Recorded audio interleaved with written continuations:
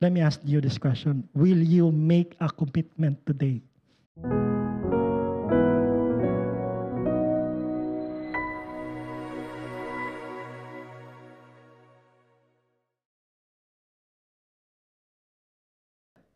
This morning, we are going to continue studying the focus of our theme, which is about your commitment.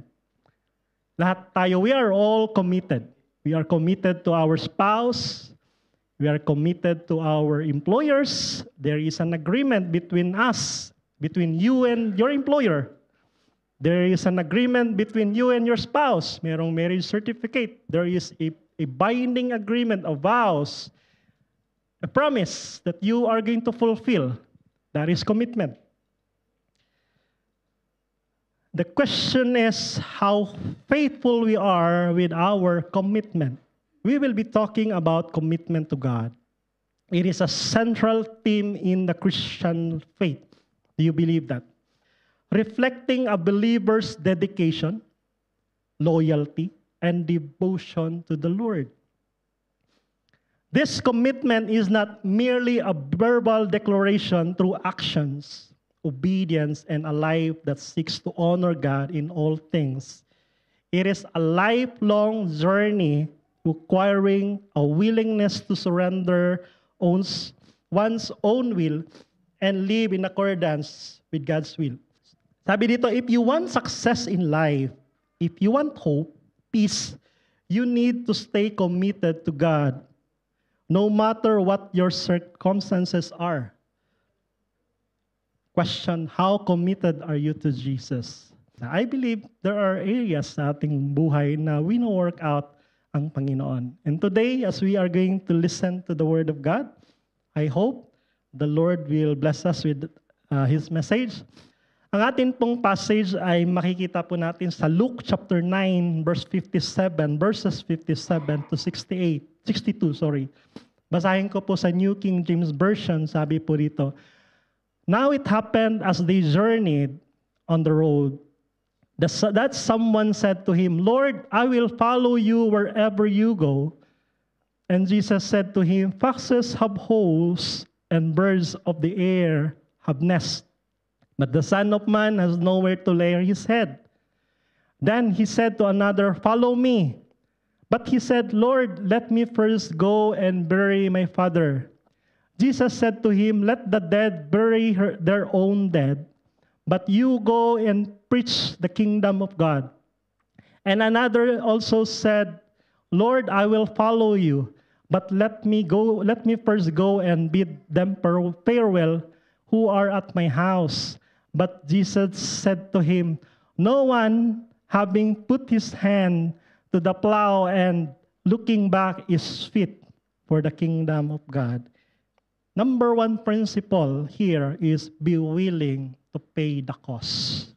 Let me ask you that question. Are you willing to pay the cost of following Jesus? Being fully committed to God has a cost to pay.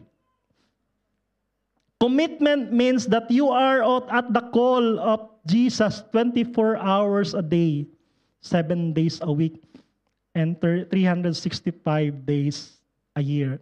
It means that you are willing to give up anything that distracts me. Are you willing to give up everything that distracts you? Number 2 principle, no? Making God as your ultimate priority. There's nothing wrong with caring for your family because your family is a gift from God. Amen? And you are instructed by Scripture to take care of them. No? Sabi ng Lord yun, pangalagaan natin yung ating pamilya. No? Jesus is driving at the issue of priority. Jesus wants us to make Him first in our lives over anything. There is what we call order of priority. Ito po yung ating tinatayuan. This is God is the top priority of everything that we have. Priority natin yung Diyos. The second is family. And the third is your ministry or your calling. Not necessarily ikaw ay kumakanta, ikaw ay nagpapatugtog. Wherever you are, that is your ministry. That is your calling. Calling sa pamilya mo, calling mo doon sa trabaho mo. Why? Because you are ambassador of Christ. Sabi nga last week, you represent Jesus. The third principle, keeping your focus on God. Notice what the man says to Jesus.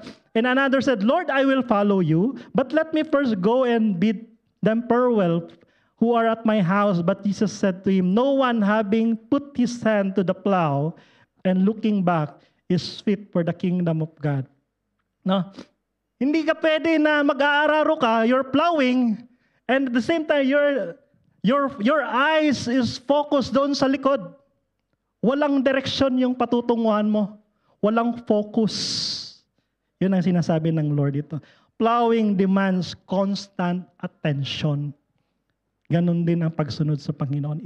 It demands constant attention. Fully committed to God means be willing to pay the cost. Fully committed to God is making Him as your ultimate priority. Fully committed to God, keeping your focus on God. In our conclusion, masarap po ang sumunod sa Panginoon. All you have to do is trust Him, and He will change your life.